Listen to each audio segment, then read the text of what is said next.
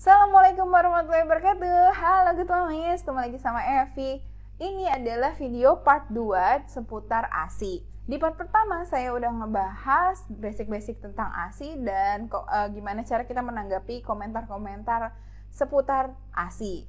Nah, di part kedua ini saya pengen sharing gimana saya menaikkan suplai ASI saya, good momies.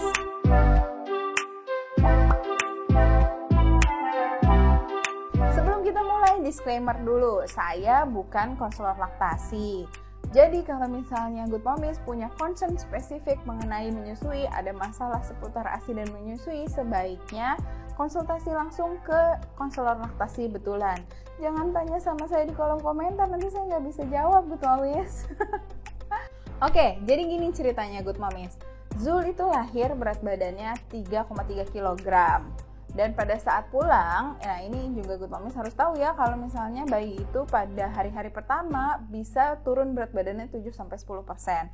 Jadi pastikan sebelum pulang dari rumah sakit atau dari klinik, itu minta dulu ditimbang lagi si bayinya. Nah pada saat pulang saya tanya berat badan pulang berapa, dan ternyata memang turun 3 kg. Oke. Nah berat badan ini harusnya balik ke berat badan lahir dalam waktu 2 minggu setelah lahiran good momies. Nah pada saat mau pulang itu kondisi Zul memang sudah kuning, tapi dicek darah katanya kadar bilirubinnya masih dalam batasan normal sehingga kita boleh pulang. Nah udah kan kita pulang tuh, sesampainya di rumah Zul itu maunya nyusu terus, jarang gitu tidur nyenyak ya. Jadi misalnya dia nyusu nih di payudara kanan, habis itu dia ketiduran bentar, belum lama gitu kebangun lagi minta nenen lagi gitu. Jadi kayak terus-terusan maunya nyusu, sampai saya mikir ya nggak apa-apa kali ya, normal kali ya, soalnya kan ini emang baru awal-awal, mungkin memang belum banyak ASI saya, belum ngalir gitu. Dan nggak tahu waktu itu saya ngerasanya otak saya juga masih foggy gitu, saya nggak benar-benar ngeh ada yang salah atau enggak. Jadi di otak saya semua normal aja gitu ya. Sampai waktunya dia check up good momies, dia check up di usia 12 hari. Kita bawa ke rumah sakit untuk check up, ditimbang kan di situ, ternyata beratnya 3,1 good momies. Jadi udah 12 hari beratnya masih 3,1. Padahal harusnya 2 minggu atau 14 hari setelah lahir dia harusnya udah balik ke berat lahir kan, harusnya udah 3,3 gitu. Dan dokter anaknya ngecek juga dilihat semuanya fine-fine aja, nggak demam, cuma kuningnya banget gitu. Ini kuning banget bu, dicek darah dan disarankan untuk terapi fototerapi gitu, untuk disinar di rumah sakit. Tapi kita nolak karena mikir kalau itu kan harus nginep, ada biayanya juga besar gitu kan. Jadi kita mutusin untuk bawa pulang Zul aja. Karena saya mikir juga saya belum siap pompa, belum siap dot. Kalau misalnya dia harus nginep di rumah sakit, keganggu lagi proses menyusuinya. Ntar kan supply and demand ya, kalau misalnya saya nggak mau atau saya nggak nyusun dia, ntar ASI saya beneran kering gimana gitu kan. Akhirnya kita pulang, habis itu saya langsung loading tuh, barulah itu klik di kepala saya kalau si Zul ini memang kurang minum ya, karena tadi berat badannya naiknya tidak sesuai sama yang diharapkan, dan kuningnya ini good momies, kuningnya lama. Jadi kalau bayi baru lahir itu kan memang bilirubinnya tinggi ya, tapi itu normal-normal aja. Kalau dia cukup minum, bilirubinnya akan terbuang bersama pipis dan pup. Nah kalau dia kurang minum, artinya pipis sama pupnya dikit kan, makanya kuningnya lama gitu. Nah ciri-ciri kalau bayi kurang minum itu adalah yang pertama, dia neneknya sebentar banget lalu ketiduran, atau bisa jadi neneknya lama banget, bisa 30-40 menit nggak copot-copot, karena dia berjuang untuk ngedapetin ASI-nya kan. Nah, ciri yang kedua, pada saat dia bangun itu dia tidak alert, dia lemas atau dia rewel minta nyusu lagi. Yang ketiga adalah ada periode di mana dia tidurnya lama banget, jadi sleepy baby banget gitu, sampai 4 jam atau lebih itu nggak bisa dibangunkan untuk menyusu. Nah, itu kemungkinan dia udah kurang minum gitu ya. Lalu ciri keempat, pipisnya kurang dari 6 kali dalam sehari. Dan yang kelima, yang paling pasti adalah kalau berat badannya tidak naik sesuai harapan gitu momies. Nah setelah tahu dia kurang minum, saya jadi mikir kan alasannya kenapa ya. Lalu saya baca-baca lagi dan ternyata beberapa alasan kenapa suplai kita bisa kurang, antara lain nomor 1, kita kurang kelenjar ASI-nya. Jadi kelenjar ASI-nya memang secara anatomi sedikit di kita. Cuma ini kayaknya nggak berlaku untuk saya, soalnya saya udah bisa nyusuin Zack sampai 2 tahun kan gitu. Lalu yang kedua, kita ada gangguan hormon, entah itu karena kita pakai KB yang hormon, atau kita mengalami masalah kayak PCOS, Polycystic Ovarian Syndrome kah, atau diabetes yang bisa mempengaruhi hormon juga, atau hipertensi gitu. Dan saya mikir kayaknya enggak deh, kayaknya saya sehat-sehat aja deh, pede banget ya. Lalu yang ketiga, alasannya bisa jadi si bayi tongtai atau lip tie. Jadi kalau tongtai atau lip tie ini bikin dia tidak bisa mengenyot dengan baik sehingga tidak efektif dalam mengosongkan payudara. Akhirnya lama-kelamaan badan kita ngerasa kalau demand-nya itu sedikit dan sehingga suplai ASI-nya pun jadi sedikit gitu good moms. Tapi ini saya mikir kalau dia lip tie atau tongtai harusnya payudara saya sakit pada saat disusuin. Tapi saya nggak ngerasa sakit-sakit banget kok gitu. Nggak sakit malah, cuma sakit sehari atau 2 hari pada saat di rumah sakit aja karena saya posisinya nggak benar kalau itu, karena saya kan nggak bisa duduk ya, saya harus nyusuin miring tapi kaki saya harus lurus karena jahitannya masih sakit gitu deh pokoknya. Jadi saya mikir itu karena perlekatannya aja yang nggak benar. Saya di rumah saya udah bisa duduk, nyusuinnya udah nggak sakit kan, jadi kayak bukan lip tie atau tongtai gitu. Nah, lalu kurang suplai ASI juga bisa karena ASI-nya telat muncul good moms. Jadi kan normalnya ASI itu mulai mengalir pada saat 2-3 hari setelah lahiran. Tapi kalau ASI telat muncul bisa 4 atau 5 atau 6 hari baru dia ngalir, itu bikin si bayi keburu lelah, keburu kehausan sehingga dia lemes ngenyotnya. Kalau dia lemes ngenyotnya artinya pengosongan payudaranya juga nggak efektif kan?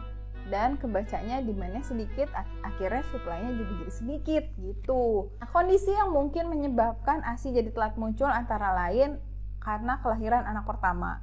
Kalau anak pertama ASI bisa baru muncul pada saat 5 hari kayak gitu good moms, nggak di 2-3 hari. Tapi ini nggak selalu ya, ini bisa menjadi faktor saja gitu. Faktor kedua yang bisa menjadi penyebab juga adalah proses lahiran yang traumatis dan panjang, sehingga si ibunya stres dan lelah gitu ya. Jadi ASI-nya terlambat munculnya. Penyebab ketiga juga bisa karena lahirnya via operasi sesar good moms, karena stres, karena rasa sakit, karena obat-obatan juga bisa mempengaruhi, bisa menyebabkan si ASI-nya telat muncul nih good moms. Lalu alasan selanjutnya bisa karena ibunya overweight. Kondisi selanjutnya juga bisa karena bayinya lahir prematur sehingga tubuh kita juga belum siap untuk memproduksi ASI, tiba-tiba bayinya udah keluar, kayak gitu-gitu, banyak faktor lah ya. Tapi saya curiga inilah yang menjadi penyebab suplai ASI saya sedikit, karena tadi karena tadi si Zul juga lahirnya via operasi sesar dan saya juga overweight kan. Dan memang sih waktu masih di rumah sakit itu memang belum ada ASI-nya gitu. Tiap suster nanya, udah ada belum bu ASI-nya? Belum nih suster. Karena kalau kita pijit-pijit gitu kan bisa kelihatan ya keluar atau enggaknya ASI yang putih-putihnya. Di hari kedua keluar tapi itu masih ASI yang kuning malah. Masih kolostrum gitu yang baru keluar.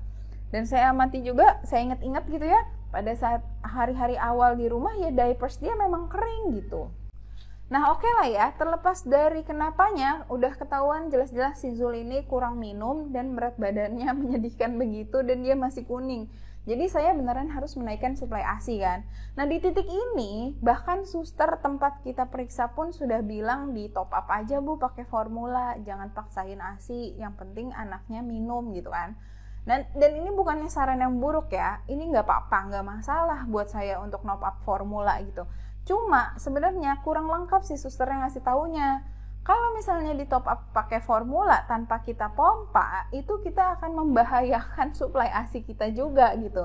Jadi gini loh, kalau misalnya si bayi butuhnya sehari segini, kemudian segini diambil dari formula, berarti yang diambil dari ASI cuma segini kan, berkurang kan. Nah itu tubuh kita akan ngebaca kalau demand-nya berkurang. Besokannya kita akan hanya memproduksi ASI segini. Lalu kita mikir lagi kan, kok si bayi kayaknya masih lapar, kurang lagi kali formulanya, ditambahlah porsi formulanya, akhirnya nyusuinnya hanya segini, terus gitu sampai bener-bener bisa ASI kita kering gitu. Makanya kalau mau top up pakai formula pun harus ada strateginya. Cuma saya mikirnya, ini kan si Zul baru 2 minggu ya, kayaknya belum parah-parah amat juga, dia masih naik juga kok 1 ons, artinya ada kok ASI saya gitu. Saya hanya perlu menaikkan suplai ASI saya gitu. Kayaknya belum perlu formula gitu. Jadi ya udah, saya langsung deh tuh nge-WA semua teman-teman yang punya pompa siapa, boleh pinjem apa enggak. Alhamdulillah masih rezeki punya teman baik-baik banget dan memang lagi ada gitu kan. Jadilah saya dipinjemin pompa ASI di situ. Jadi setelah pompanya nyampe, udah dikirimin ke rumah, strategi saya adalah nenenin dia kanan, kiri, habis itu langsung lanjut pompa. Supaya badan kita ngebaca, demand-nya tinggi nih, karena masih disedot terus kan. Jadi secepatnya gitu, secepat mungkin setelah anaknya nyusu langsung dilanjutkan pompa. Nah kebetulan pompanya dapat yang 2 itu loh, pompa mekanik yang kanan kiri bisa langsung 2. Nah itu langsung pompa dua-duanya 10 menit aja. Kalau misalnya pakai pompa yang cuma 1 atau pompa manual, itu kanan 10 menit, kiri 10 menit kayak gitu. Nah ASI perahannya itu disimpan buat knock up dia selanjutnya. Nah bisa disimpan di kulkas, tapi karena Zul ini cepet banget bangunnya, paling cuma setengah jam dia udah bangun lagi. Itu si ASI perahan gak sempat masuk kulkas buat Mamis, jadi taruh aja di suhu ruang gitu. Dan itu gak apa-apa, ASI yang baru diperah bisa tahan di suhu ruang sampai 4 jam. Nah lalu di sesi selanjutnya, pada saat dia udah bangun dari tidur dan minta nyusu lagi, sama disusuin kanan kiri, kiri kanan, kebalikan dari yang sebelumnya. Pokoknya disusuin dulu dua-duanya. Habis itu saya suapin ASI perahannya pakai pipet Good Momies. Kenapa pakai pipet? Karena kalau pakai botol khawatir terjadi bingung puting, khawatir dia lebih suka pakai botol dan malah nggak mau direct breastfeeding lagi gitu kan. Jadi sarannya pakai pipet aja atau pakai feeding cup. Saya milih pakai pipet karena lebih terkontrol, dan kalau feeding cup saya takut tumpah-tumpah gitu kan. Ya udah saya suapin begitu. Ini saya lakukan 3 kali lah sehari. Jadi nggak setiap sesi menyusui kayak gitu ya, bakalan capek banget Good Momies. Nah si Zul juga ada periode dimana dia cluster feeding kan, maunya nyusu aja, nggak berhenti, nggak tidur gitu, nggak nyenyak. Pokoknya dia merem kalau misalnya disusuin aja gitu, kalau lepas ya kebangun lagi minta nyusu lagi kayak gitu kan.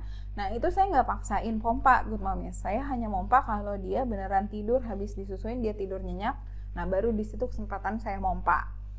Makanya nggak bisa sampai 8 kali atau lebih dari 5 kali, cuma 3 kali sehari lah kayak gitu.